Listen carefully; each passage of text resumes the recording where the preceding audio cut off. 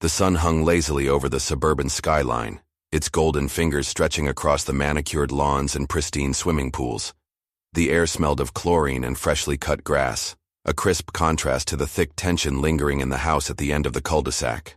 Mira Vasquez stood by the kitchen window, watching the ripples dance across the pool's surface.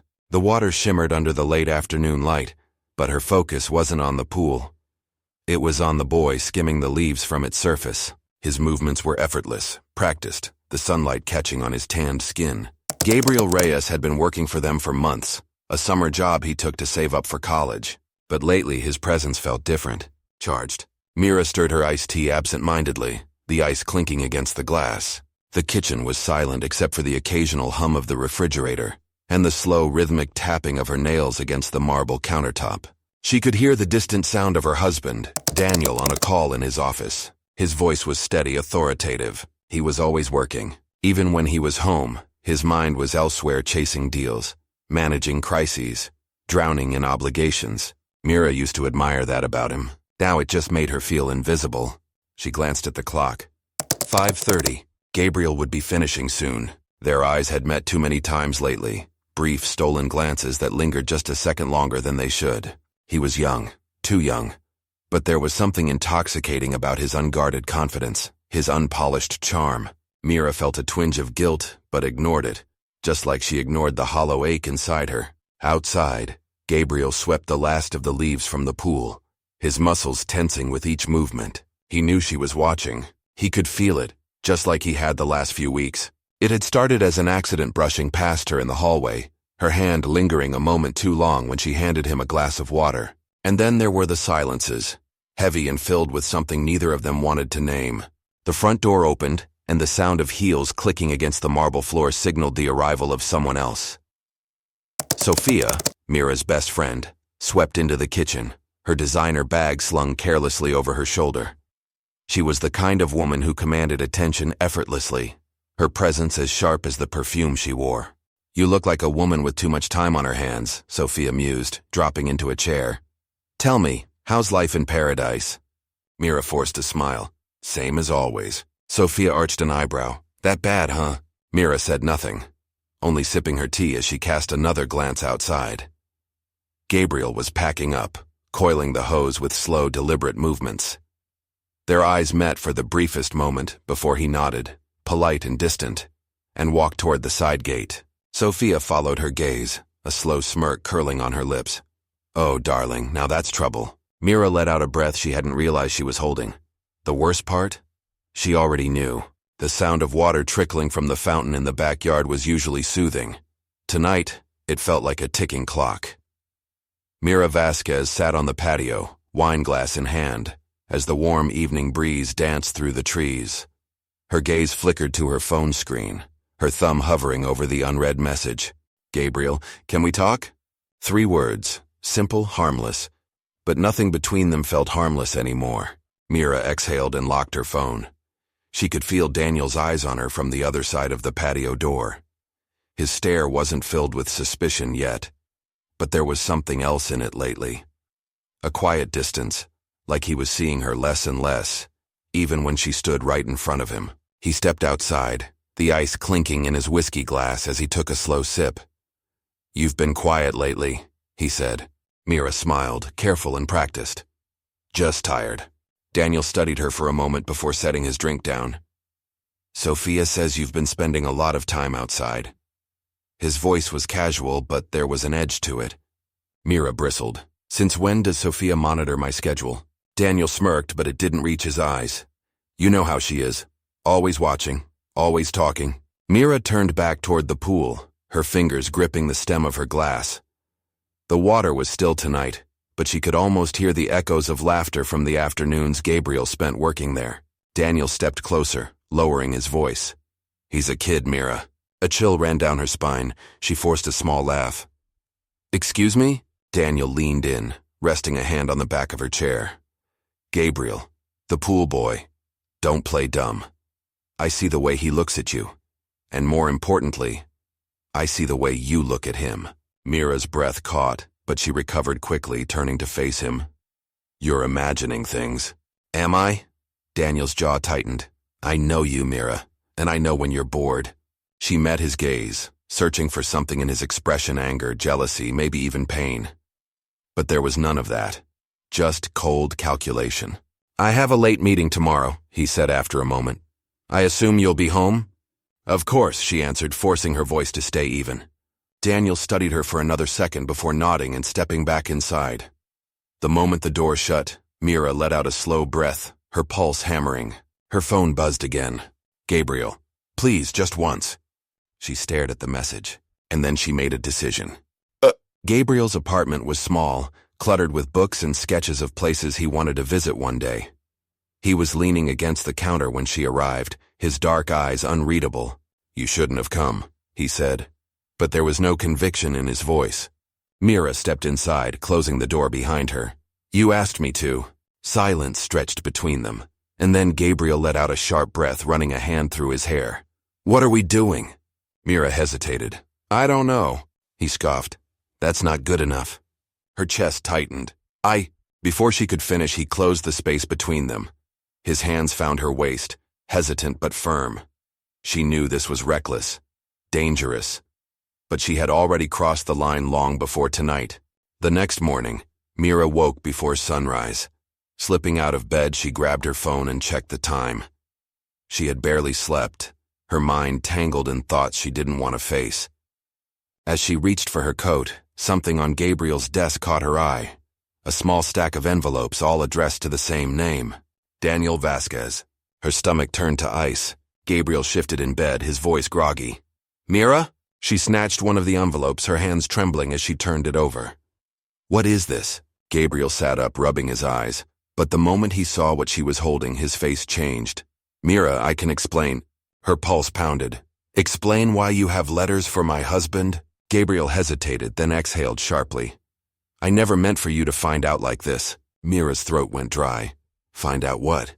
A long pause, and then Gabriel's voice dropped to a whisper. Your husband hired me. The world tilted. What?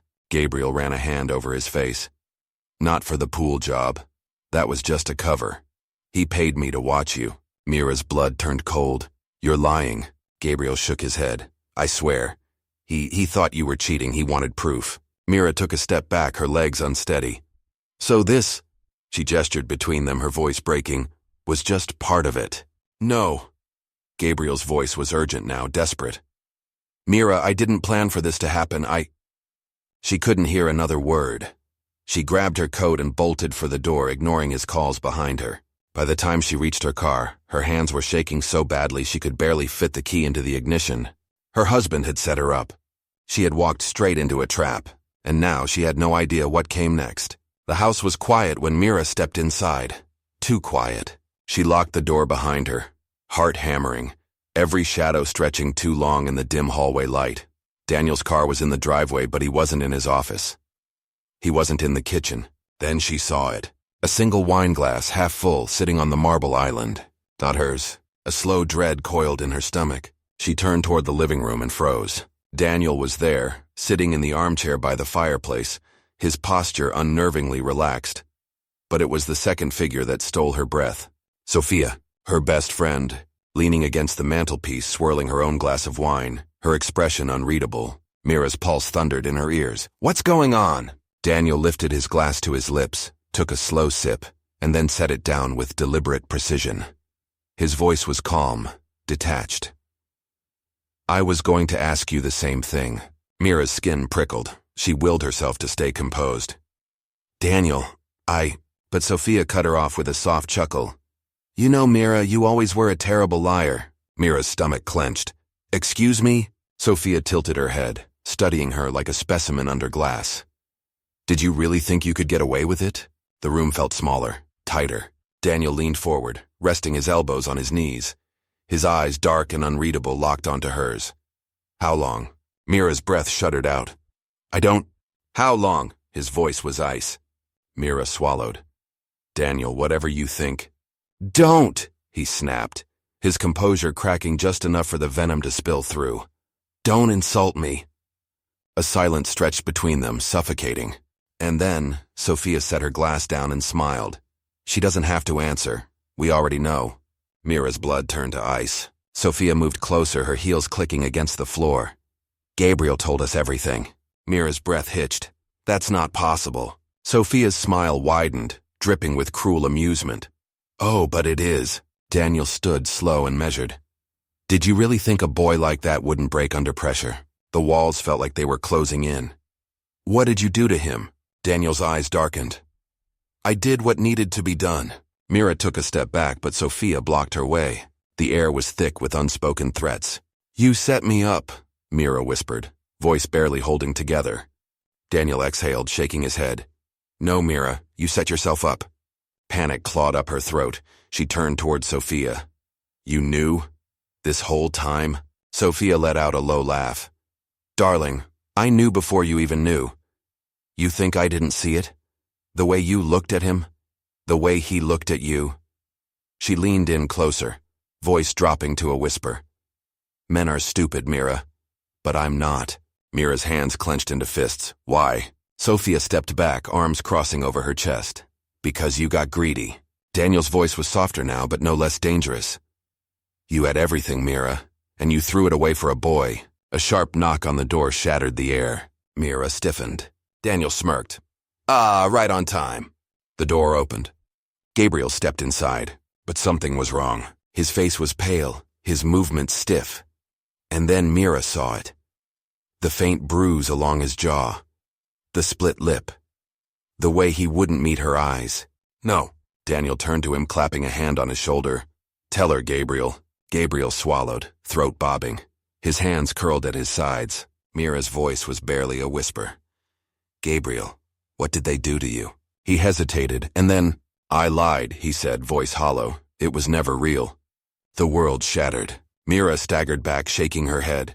No, that's not true. Gabriel kept his gaze trained on the floor. I was just doing my job. Lies. She could see it in his eyes, the way his hands trembled. But Daniel had backed him into a corner, and there was no way out. Sophia sighed, almost pitying. You see, Mira, boys like Gabriel, they don't risk everything for women like you. Mira's breath came in ragged gasps. Daniel's voice turned sharp. Now here's what's going to happen. He pulled a small black envelope from his pocket and tossed it onto the table. Mira's stomach turned at the sight of the stack of photos spilling out, her and Gabriel, together. Caught in stolen moments she thought were hers alone. Evidence. Daniel's voice was smooth, calculated. You're going to leave, you're going to disappear, and you're never going to see Gabriel again. Mira's heart pounded. And if I don't? Sophia's smirk deepened. Well, darling, that depends. Do you want the whole world to see these? A sharp silence. And then Mira laughed. Soft at first, then louder, hysterical. Daniel frowned. Something funny? Mira wiped a tear from the corner of her eye. You think you've won? Sophia arched a brow. Haven't we? Mira's voice turned razor sharp. You think I don't have leverage? You think I don't know your secrets? Daniel's expression flickered. Mira took a step forward, voice deadly quiet. Go ahead. Expose me. But when you do, I promise I will burn everything down with me. A tense silence stretched between them. Daniel's jaw ticked. Sophia's smirk wavered. Mira turned to Gabriel. Tell me the truth right now, do you love me? Gabriel's breath hitched. His eyes met hers, just for a second. And in that moment she knew. He did. And that was all she needed. Mira smiled. Then let's play. And just like that, the game changed. The house was no longer a home. Mira sat on the edge of the bed, staring at the empty space beside her. Daniel was gone. His scent-faint cologne and whiskey still clung to the sheets, but the man himself had vanished. He had left without another word after that night. No threats, no final warnings, just silence. And somehow that was worse.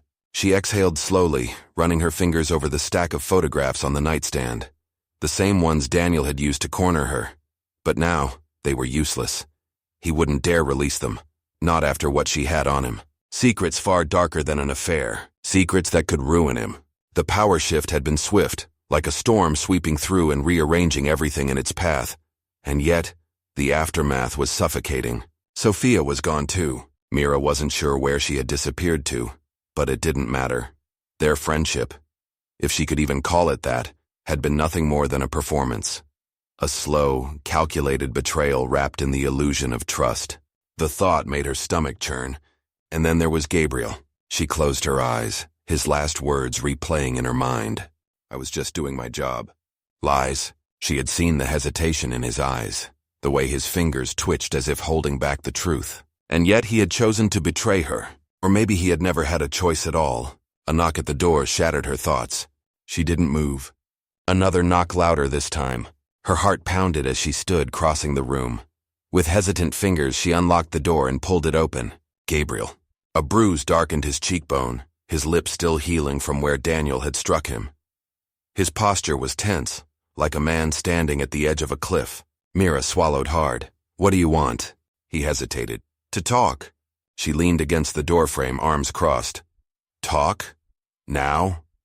A bitter laugh escaped her lips.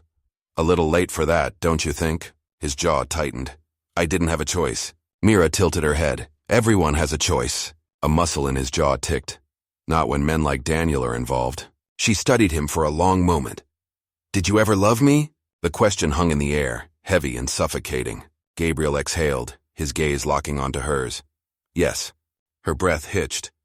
But love doesn't change what I did, he added, voice barely above a whisper. A painful silence stretched between them. Mira clenched her fists. You let him use you. Gabriel let out a bitter laugh. And what were you doing with me, Mira? Using me to feel young again? To escape your perfect little life? The words cut deeper than she wanted to admit. She wanted to slap him. She wanted to kiss him. She wanted to rewind time and erase him entirely. Instead, she stepped back. Leave. He hesitated. Mira, leave, she repeated, voice sharper this time. Gabriel held her gaze for a moment longer, something unreadable in his expression. Then, with a slow nod, he turned and walked away. Mira watched him go, her chest tightening with something dangerously close to regret.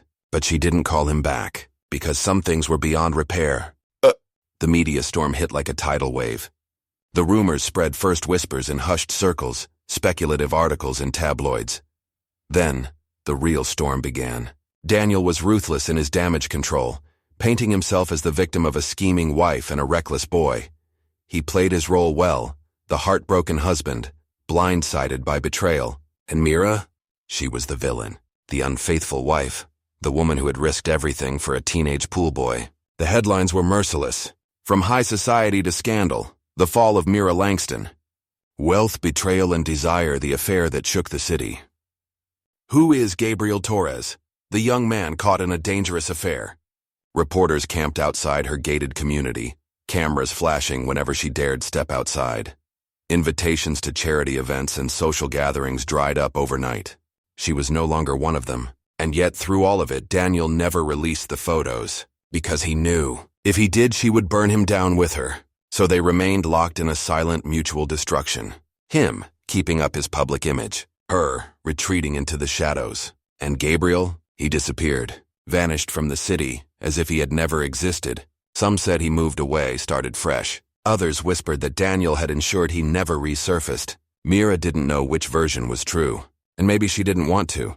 Because deep down she knew Gabriel had been a mistake. A beautiful, reckless, dangerous mistake. And some mistakes weren't meant to be forgiven.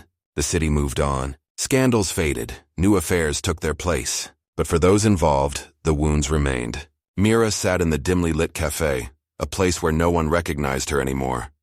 Her once pristine reputation had been reduced to whispers, her name spoken with either quiet disdain or pity. She stirred her coffee absent-mindedly, watching the world outside the window. Couples walked past, hands intertwined, lost in conversations. They didn't know her. They didn't care. And for the first time, she preferred it that way. It had been 6 months since that night. 6 months since Daniel had walked out. 6 months since Gabriel had disappeared. She had sold the house. She couldn't bear to live in the shadows of what had been, of what could never be again. But even in a new place, in a new city, she carried the past with her. The choices, the betrayals, the scars. They followed her like ghosts. A familiar voice broke through her thoughts. You always did like quiet places. She froze. Slowly she turned. Gabriel. He looked different, older perhaps, a little more worn. But his eyes, the ones that had once looked at her with such intensity, held something new now. Distance. You shouldn't be here, she said, her voice steady despite the pounding in her chest. I know. He sat across from her anyway. She studied him, searching for something, anything that would tell her why he had come back. "Daniel?" she asked. Gabriel shook his head. "He doesn't matter anymore." A flicker of relief, a flicker of fear. He leaned forward, his voice lower now. "I came back for myself, not for you." Mira swallowed. "And what do you want?" Gabriel exhaled, looking past her, as if the answer wasn't one he had fully figured out himself. "I used to think I loved you," he admitted. "But I don't think it was love, not really." She felt the sting of his words, though she had no right to. "I wanted to believe it was real," he continued, "that we were different, but we weren't. We were selfish." Mira's lips parted, but she had nothing to say, because he was right. Gabriel stood, sliding a folded piece of paper onto the table. "I'm leaving again. For good this time." She hesitated before picking it up. "Where?" He smiled, but it didn't reach his eyes. "Somewhere far enough to start over." And then he was gone. Mira watched him disappear into the crowd, knowing she would never see him again. She unfolded the paper. No words, just a single train ticket dated for tomorrow. An invitation, or a goodbye. She exhaled, setting it down beside her untouched coffee. She wouldn't go. Some mistakes weren't meant to be chased. Daniel's fall was less dramatic than Mira had expected.